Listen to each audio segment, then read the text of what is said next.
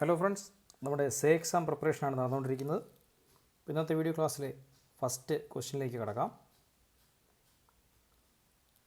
Expression for potential energy of A system of two charges. Derivation അല്ല, നമ്മൾ equation മാത്രമേ നോക്കുന്നുള്ളൂ.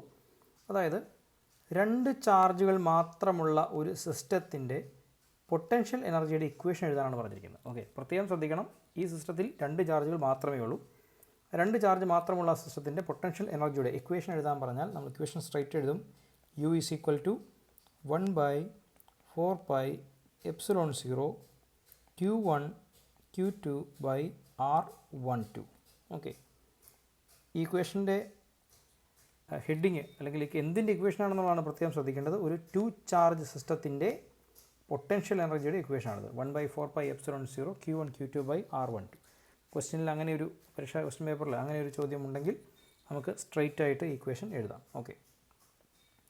അടുത്ത ക്വസ്റ്റ്യൻ നോക്കുന്നത് expression for potential energy of A system of 3 charges.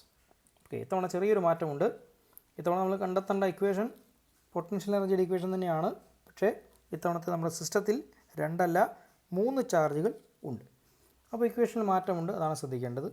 U is equal to 1/4 pi epsilon 0 into Q1 Q2 by R12 plus Q1 Q3 by R13 plus Q2 Q3 by R23. ഇത്തവണ 3 ചാർജുകൾ വന്നപ്പോൾ നമ്മുടെ equation അല്പം കൂടെ വലുതായി. ഈ ഇക്വേഷനിൽ ഓരോ ടേമും എങ്ങനെ വന്ന് നോക്കുക. 1 2 1 2 ദെൻ 1 3 1 3. ഇനി മിച്ചമുള്ളത് 2ഉം 3ഉം ആണ്. അതുകൊണ്ട് 2 3 2 3. ഇക്വേഷൻ രണ്ടും പ്രധാനപ്പെട്ടതാണ്, ഓർമ്മയിൽ സൂക്ഷിക്കുക. എന്തിൻ്റെ ഇക്വേഷൻ ആണെന്ന് ഓർത്തോളുക. Potential energy of a 3 charge system, 3 ചാർജുകളുള്ള സിസ്റ്റത്തിൻ്റെ പൊട്ടൻഷ്യൽ എനർജിയുടെ ഇക്വേഷനാണ് നമ്മളിവിടെ എഴുതിയത്. റൈറ്റ്, നമ്മൾ അടുത്ത ക്വസ്റ്റിനിലേക്ക് പോകുന്നു. Derive the expression for potential energy of an electric dipole. ഒരു ഇലക്ട്രിക് ഡൈപോളിൻ്റെ പൊട്ടൻഷ്യൽ എനർജിയുടെ ഇക്വേഷനാണ് നമ്മൾ എഴുതാൻ പോകുന്നത്. അതിന് നമുക്ക് ആദ്യം വേണ്ടത് ഫിഗറാണ്. നമ്മൾ ഫിഗർ വരയ്ക്കുന്നു. നമ്മളൊരു യൂണിഫോം ഇലക്ട്രിക് ഫീൽഡ് വരയ്ക്കുകയാണ്. അവിടെ നമ്മളുടെ ഡൈപോൾ മാർക്ക് ചെയ്യുന്നു. ഡൈപോളിന് 2 ചാർജുകളുണ്ടെന്ന് നിങ്ങൾക്കറിയാം. ഇവിടെ -Q, ഇവിടെ +Q. ഡൈപോളിൻ്റെ ആക്സിസ് മാർക്ക് ചെയ്യുന്നു, അതിൻ്റെ സെൻറ്റർ മാർക്ക് ചെയ്യുന്നു O. പിന്നെ നമ്മളിങ്ങനെ ഇതൊരു ട്രയാങ്കിളായിട്ട് പരിഗണിച്ചാൽ ഈ ദൂരം എന്ന് പറയുന്നത് A cos തീറ്റയാണെന്നും ഈ ആംഗിൾ തീറ്റയാണെന്നും നമുക്ക് അറിയാം. അത് നമ്മൾ മുമ്പ് പഠിച്ചിട്ടുള്ള കാര്യങ്ങളാണ്. ഫിഗർ എത്രയേ ഉള്ളൂ, ഇത്ര മാത്രമേ ഫിഗറിൻ്റെ ആവശ്യമുള്ളൂ. വേണമെങ്കിൽ ഇവിടെ A എന്നുള്ള ഡൈപോളിൻ്റെ ലെങ്തും കൂടെ മാർക്ക് ചെയ്യാം. ഇനി നമ്മൾ സ്ട്രൈറ്റ് ഡെറിവേഷനിലേക്ക് കിടക്കുകയാണ്. ടോർക്കിൻ്റെ ഇക്വേഷൻ നമ്മൾ സ്റ്റാർട്ട് ചെയ്യുന്നത്. Tau is equal to P cross E. നമുക്കറിയാം ടോർക്കിൻ്റെ ഇക്വേഷൻ P ക്രോസ് E. ഇനി നമ്മൾ ഈ ഡൈപോളിനെ റൊട്ടേറ്റ് ചെയ്യുമ്പോൾ, മനഃപൂർവ്വം തിരിക്കുമ്പോൾ, ഇത് സ്വമേധയാൽ തിരിയുമെന്ന് നമുക്കറിയാം. നമ്മൾ മുൻപുള്ള ചാപ്റ്ററിൻ്റെ ഡിസ്കഷനിൽ പറഞ്ഞതാണ്. Dipole will experience A torque. ഒരു യൂണിഫോം ഇലക്ട്രിക് ഫീൽഡിൽ ഡൈപോൾ വെച്ചാൽ അതിന് ടോർക്ക് ഉണ്ടാവും. ആ ടോർക്കിന് ഓപ്പോസിറ്റായിട്ട് നമ്മൾ അതിനെ പിടിച്ച് തിരിച്ചാൽ സ്വാഭാവികമായിട്ടും നമ്മളൊരു വർക്ക് ചെയ്യേണ്ടി വരും. ആ വർക്ക് തന്നെയാണ് ഈ ഡൈപോളിനുള്ളിൽ എന്തായിട്ട് ആക്ട് ചെയ്യുന്നത്, പൊട്ടൻഷ്യൽ എനർജി ആയിട്ട് സ്റ്റോർ ചെയ്യപ്പെടുന്നു. അപ്പോൾ റൊട്ടേറ്റ് ചെയ്യാൻ പോവുകയാണ്. ആ സമയത്തുള്ള വർക്കാണ് നമ്മൾ എഴുതാൻ പോകുന്നത്. W is equal to integral θ1 to θ2 tau d θ. കൃത്യമായി പറഞ്ഞാൽ ടോ എക്സ്റ്റേണൽ എന്ന് എഴുതണം, കാരണം അതൊരു എക്സ്റ്റേണൽ ടോർക്കാണ്. സ്വാഭാവികമായും ഈ ഡൈപോൾ തിരിയുന്ന ആ ടോർക്കല്ല, നമ്മൾ പിടിച്ചവനെ തിരിക്കുകയാണ് ഓപ്പോസിറ്റ് ഡയറക്ഷനിൽ. അപ്പോൾ നമ്മൾ കൊടുത്ത എക്സ്റ്റേണൽ ടോർക്കാണ്. റൈറ്റ്. ഡെറിവേഷൻ മുന്നോട്ട് പോവുകയാണ്.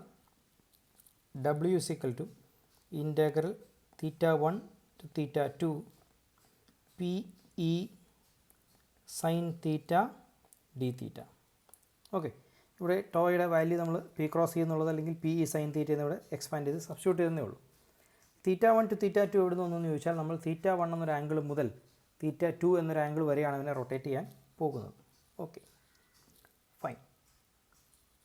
ഇനി നമ്മൾ വിശദാംശങ്ങളിലേക്കൊന്നും കടക്കുന്നില്ല എന്ന് ഞാൻ കഴിഞ്ഞ ക്ലാസ്സിൽ തന്നെ പറഞ്ഞിരുന്നു. അപ്പോൾ നമ്മൾ വളരെ സ്ട്രെയിറ്റ് ആയിട്ട് എഴുതുകയാണ്. സിംപ്ലിഫൈങ് വി ഗെറ്റ്, സിംപ്ലിഫൈ ചെയ്യുമ്പോൾ നമുക്ക് ഫൈനൽ ഇക്വേഷൻ കിട്ടും. U is equal to P E cos തീറ്റ.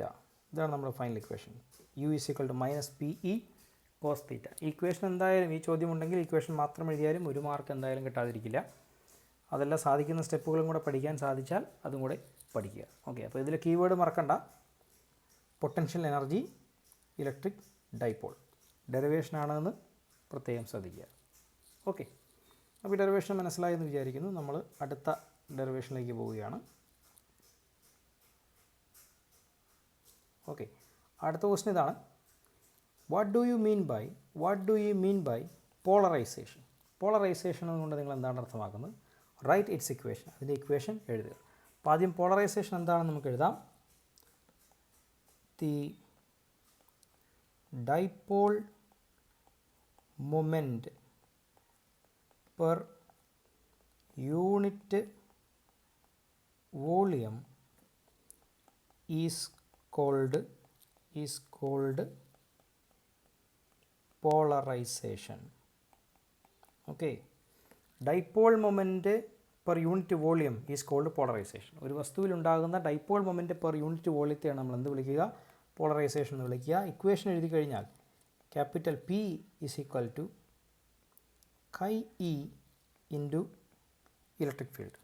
അപ്പോൾ ഞാൻ ഈ ലെറ്റർ കൈ എന്നാണ് വിളിച്ചത്. KAI എന്ന് വിളിക്കാം, കൈ. ഓക്കെ, അതുപോലെ അത് എങ്ങനെയാണ് എഴുതിയതെന്ന് ശ്രദ്ധിക്കുക. ഇത് ക്രോസ് ഇട്ടു എന്ന് മാർക്ക് ചെയ്തു. ഓക്കെ, അതാണ് കൈ. ഇനി എന്താണ് കൈ എന്ന് ചോദിച്ചാൽ, chi is the electric susceptibility.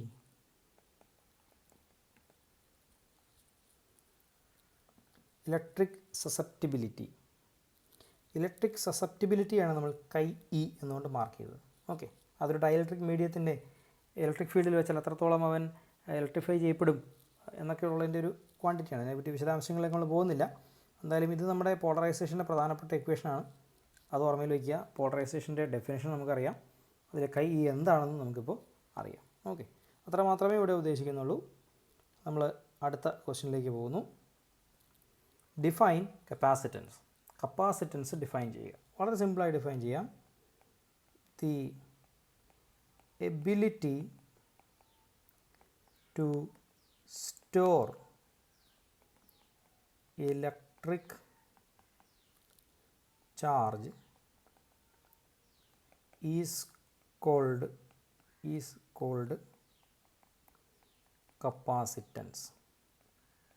Okay, അപ്പോൾ ഇത്രയേ ഉള്ളൂ. ഇലക്ട്രിക് ചാർജിനെ സ്റ്റോർ ചെയ്യാനുള്ള എബിലിറ്റിയെ വിളിക്കുന്ന പേരാണെന്ത്? കപ്പാസിറ്റൻസ്. ഈ ഒരു ചെറിയ സെൻറ്റൻസിൽ കപ്പാസിറ്റൻസിൻ്റെ ഡെഫിനിഷൻ കഴിയും. അത് പഠിക്കുക. അതിൻ്റെ കൂടെ നമുക്കൊരു ഇക്വേഷൻ കൂടെ പഠിക്കേണ്ടതുണ്ട്. Capacitance C is equal to Q/V. കപ്പാസിറ്റൻസിൻ്റെ ഇക്വേഷൻ കൂടെ പഠിക്കുക. ഇനി നമുക്ക് ഡിഫൈൻ കപ്പാസിറ്റൻസ് എന്നുള്ള ഈ ചോദ്യത്തിന് ഈ സ്റ്റേറ്റ്മെൻറ്റ് മറന്നുപോയെങ്കിൽ, അന്നേരം കിട്ടുന്നില്ലെങ്കിൽ ഈ ഇക്വേഷനെങ്കിലും ഉറപ്പായിട്ടും എഴുതണം. C is equal to Q/V. Okay, അതിൽ കപ്പാസിറ്റൻസിൻ്റെ SI യൂണിറ്റ് ചോദിച്ചാൽ ഫാരഡാണ്, ക്യാപിറ്റൽ F. കപ്പാസിറ്റൻസിൻ്റെ SI യൂണിറ്റ് എന്ന് പറയുന്നത് ഫാരഡാണ്, ക്യാപിറ്റൽ F. എ പാർട്ടിൽ ഒരു പക്ഷേ ചോദിക്കാം. ഓക്കെ, നമ്മൾ അടുത്ത ക്വസ്റ്റ്യനിലേക്ക് പോകുന്നു. Next question, derive the expression for capacitance of A parallel plate capacitor. Okay, വളരെ വളരെ പ്രധാനപ്പെട്ട ഒരു ക്വസ്റ്റ്യനാണിത്. പല തവണ ആവർത്തിച്ച് ക്വസ്റ്റ്യൻ പേപ്പറിൽ കണ്ടിട്ടുള്ള ചോദ്യമാണ്. ഒരു പാരലൽ പ്ലേറ്റ് കപ്പാസിറ്ററിൻ്റെ കപ്പാസിറ്റൻസിൻ്റെ ഇക്വേഷൻ ഡിറൈവ് ചെയ്യാം. ഒരു പാരലൽ പ്ലേറ്റ് കപ്പാസിറ്ററിൻ്റെ കപ്പാസിറ്റൻസിൻ്റെ ഇക്വേഷൻ ഡിറൈവ് ചെയ്യാം. ഓക്കെ, വളരെ സിമ്പിളായിട്ടുള്ളൊരു ആൻസറാണ് ഈ ഡെറിവേഷൻ ഉള്ളത്. പക്ഷേ പലരും എഴുതാൻ മറന്നു പോവുകയും വിട്ടുകളയുകയൊക്കെ ചെയ്യുന്ന ഒരു ചോദ്യവുമായി കാണാറുണ്ട്. വളരെ ഈസി ആയിട്ട് നമുക്ക് മാർക്ക് സ്കോർ ചെയ്യാൻ പറ്റും. അപ്പോൾ നമുക്ക് ആദ്യം വേണ്ടതൊരു ഫിഗറാണ്. പാരലൽ പ്ലേറ്റ് കപ്പാസിറ്ററിൻ്റെ ഫിഗർ വരയ്ക്കുന്നു. 2 പ്ലേറ്റുകൾ, ഒന്നിൽ പോസിറ്റീവ് ചാർജാണുള്ളത്, രണ്ടാമത്തെ പ്ലേറ്റിൽ നെഗറ്റീവ് ചാർജാണ് ഉള്ളത്. ഈ പ്ലേറ്റുകൾക്കിടയിലൂടെ ഫീൽഡ് ലൈൻസ് പോകുന്നുണ്ട്. ഫീൽഡ് ലൈനിൻ്റെ ഡയറക്ഷൻ നിങ്ങൾക്കറിയാം, it starts from positive and ends at negative. അതുകൊണ്ട് ഫീൽഡ് ലൈനിൻ്റെ ഡയറക്ഷൻ നമ്മൾ മാർക്ക് ചെയ്തു. ചാർജ് ഡെൻസിറ്റി കൂടെ മാർക്ക് ചെയ്യാം. ഇവിടെ പ്ലസ് സിഗ്മ, ഇവിടെ മൈനസ് സിഗ്മ. കൂടാതെ രണ്ട് പ്ലേറ്റുകൾ തമ്മിലുള്ള ദൂരം ഒന്ന് മാർക്ക് ചെയ്ത് കഴിഞ്ഞാൽ അത് ഡി ആണ്. ഓക്കെ, ഏറെക്കുറെ ഇത്രയും കാര്യങ്ങളാണ് ഫിഗറിൽ വേണ്ടത്. ഇനി നമ്മൾ സ്ട്രെയിറ്റ് ഡെറിവേഷനിലേക്ക് കടക്കുകയാണ്. നമ്മുടെ ഇക്വേഷൻ ഇതായിരുന്നു, capacitance C is equal to Q by V. അതിൽ ഓരോ ടൈമിനും സബ്സ്റ്റിറ്റ്യൂഷൻ കൊടുക്കേണ്ടി വരും. അപ്പോൾ Q is equal to sigma A എന്ന് എഴുതാം. അതെങ്ങനെ എഴുതിയെന്ന് ചോദിച്ചു കഴിഞ്ഞാൽ surface charge density sigma is equal to Q by A എന്ന് പഠിച്ചിട്ടുണ്ട്. അവിടുന്ന് Q is equal to sigma A എന്ന് എഴുതിയതാണ്. ഓക്കെ, അത് മനസ്സിലാക്കാൻ പറഞ്ഞതേ ഉള്ളൂ, പരീക്ഷയ്ക്ക് നിങ്ങളത് എഴുതണമെന്നില്ല. Then V potential is equal to electric field into distance D. അവിടെ ഇലക്ട്രിക് ഫീൽഡിന് നമ്മൾ സബ്സ്റ്റിറ്റ്യൂഷൻ കൊടുക്കും, sigma by epsilon 0 into D. അതെങ്ങനെയാണ് വന്നതെന്ന് ചോദിച്ചാൽ രണ്ട് ചാർജിലായിട്ടുള്ള പ്ലേറ്റുകൾക്കിടയിലുള്ള ഇലക്ട്രിക് ഫീൽഡിൻ്റെ വാല്യൂ നമുക്ക് ഓൾറെഡി അറിയാം, E is equal to sigma by epsilon 0. അത് നമ്മൾ ഫസ്റ്റ് ചാപ്റ്ററിൽ ഗോസ് ലോയുടെ ആപ്ലിക്കേഷനൊക്കെ ചെയ്യുന്ന സമയത്ത് പഠിക്കുന്ന ഒരു കാര്യമാണ്. ഓക്കെ, അപ്പോൾ ശരിക്കും പറഞ്ഞാൽ നമുക്ക് ആവശ്യമുള്ള കാര്യങ്ങളെല്ലാം കിട്ടിയിരിക്കുന്നു. 1, 2 ഈ രണ്ട് ഇക്വേഷൻ്റെ വാല്യൂകൾ നമ്മൾ കപ്പാസിറ്റൻസിൻ്റെ ജനറൽ ഇക്വേഷൻ സബ്സ്റ്റിറ്റ്യൂട്ട് ചെയ്യുകയാണ്. അപ്പോൾ നോക്കിയാൽ C is equal to sigma A by sigma by epsilon 0 D. ഇത്രയും കാര്യങ്ങൾ ചെയ്തു കഴിഞ്ഞാൽ ഇനി ഇതിനെ ഡിനോമിനേറ്ററിലുള്ള ഈ ടേമിനെ ഒന്ന് സിംപ്ലിഫൈ ചെയ്യുന്നിടത്താണ് പലപ്പോഴും നമ്മൾ തെറ്റിക്കാറുള്ളത്. വളരെ ശ്രദ്ധിക്കുക. Sigma A into epsilon 0 divided by sigma D അങ്ങനെയാണ് കിട്ടുന്നത്. ഓക്കെ, അതായത് ഡിനോമിനേറ്ററിലെ ഈ എപ്സിലോൺ മാത്രം ന്യൂമറേറ്ററിലേക്ക് പോകും, ബാക്കിയുള്ളവർ അവിടെ തന്നെ ഉണ്ടാവും. ഇനി നോക്കിയാൽ അറിയാം, നമ്മൾ സിഗ്മകൾ രണ്ടും ക്യാൻസൽ ചെയ്ത് കഴിഞ്ഞാൽ we get the final equation C is equal to epsilon 0 A by D. ഇതാണ് നമ്മൾ ഉദ്ദേശിച്ച നമ്മുടെ ഫൈനൽ ഇക്വേഷൻ, വളരെ പ്രധാനപ്പെട്ട ഇക്വേഷൻ. ഒരു പാരലൽ പ്ലേറ്റ് കപ്പാസിറ്ററിൻ്റെ കപ്പാസിറ്റൻസിൻ്റെ ഇക്വേഷനാണ് എഴുതിയിരിക്കുന്നത്, എപ്സിലോൺ 0 A by D. ഈ ഡെറിവേഷൻ കീവേഡ് ഇതാണ്, പാരലൽ പ്ലേറ്റ് കപ്പാസിറ്റർ, അതിൻ്റെ കപ്പാസിറ്റൻസിൻ്റെ എക്സ്പ്രഷൻ ഡിറൈവ് ചെയ്യുക. അപ്പോൾ പാരലൽ പ്ലേറ്റ് കപ്പാസിറ്ററാണ്, അതിൻ്റെ കപ്പാസിറ്റൻസ് ആണ് കണ്ടുപിടിക്കുന്നത്. രണ്ട് പ്രധാനപ്പെട്ട കീവേഡുകൾ അതാണ്. ഈ ഡെറിവേഷൻ മുഴുവനായിട്ടും ചെയ്യാൻ പറ്റുന്നില്ലെങ്കിൽ ഉറപ്പായിട്ടും ഈ ഫൈനൽ ഇക്വേഷൻ പഠിക്കുക, അത് എഴുതാം. ഓക്കെ, വളരെ സിമ്പിളായ ഡെറിവേഷനാണ്, ഇത് മനസ്സിലായെന്ന് വിചാരിക്കുന്നു. Next question, what are the factors affecting capacitance of A parallel plate capacitor? മുൻപ് ചോദിച്ചു കണ്ടിട്ടുള്ള ചോദ്യമാണത്. ഒരു പാരലൽ പ്ലേറ്റ് കപ്പാസിറ്ററിൻ്റെ കപ്പാസിറ്റൻസിനെ സ്വാധീനിക്കുന്ന ഘടകങ്ങൾ ഏതൊക്കെ? അത് കണ്ടുപിടിക്കാൻ നമുക്ക് ഈ കപ്പാസിറ്ററിൻ്റെ കപ്പാസിറ്റൻസിൻ്റെ ഇക്വേഷൻ തന്നെയാണ് വേണ്ടത്. C is equal to epsilon 0 A by D. അതാണ് ഇക്വേഷൻ. ഇതിൽ നോക്കിക്കൊണ്ട് നമുക്ക് ഈ കപ്പാസിറ്റൻസിനെ സ്വാധീനിക്കുന്ന ഘടകങ്ങൾ എഴുതാം. ഓരോന്നോരോന്ന് എഴുതാം. ഒന്ന്, area of the plates. Area of the plates A ഉണ്ട്, area of the plates. 2, distance between plates. Distance between plates D ഉണ്ട്, അതുകൊണ്ടാണ് ഡിസ്റ്റൻസ് ബിറ്റ്വീൻ പ്ലേറ്റ്സ്. ഇനി ഒരു ഘടകം കൂടെ ഉണ്ട്, permittivity of the medium between plates. പ്ലേറ്റുകൾക്കിടയിലുള്ള മീഡിയത്തിൻ്റെ പെർമിറ്റിവിറ്റി.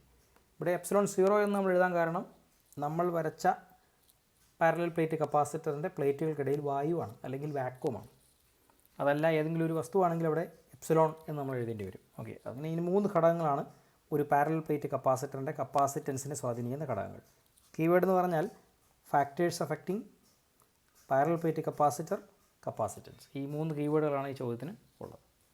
ഓക്കെ, അപ്പോൾ ഇത് വളരെ സിമ്പിളായ ഒരു ആൻസർ, ക്ലിയറായെന്ന് വിചാരിക്കുന്നു. ഫൈൻ. അപ്പോൾ ഏറെക്കുറെ ഇത്രയും കാര്യങ്ങളാണ് നമ്മൾ ഇന്നത്തെ വീഡിയോയിലൂടെ പഠിക്കുന്നത്. നന്നായിട്ട് പഠിക്കുക, നന്നായി സ്കോർ ചെയ്യാൻ നമുക്ക് സാധിക്കണം. ഫസ്റ്റ് ഇയറിൽ എന്തെങ്കിലുമൊക്കെ മിച്ചം ജയിക്കാനായിട്ട് മാർക്ക് ഉണ്ടെങ്കിൽ അതും കൂടെ ചേർത്ത് നമുക്ക് ഇത്തവണ സെക്കൻഡ് ഇയറിൽ വാങ്ങണം. റൈറ്റ്, നന്നായി പഠിക്കുക. അടുത്ത വീഡിയോ ക്ലാസ്സിൽ കാണാം. Thank you.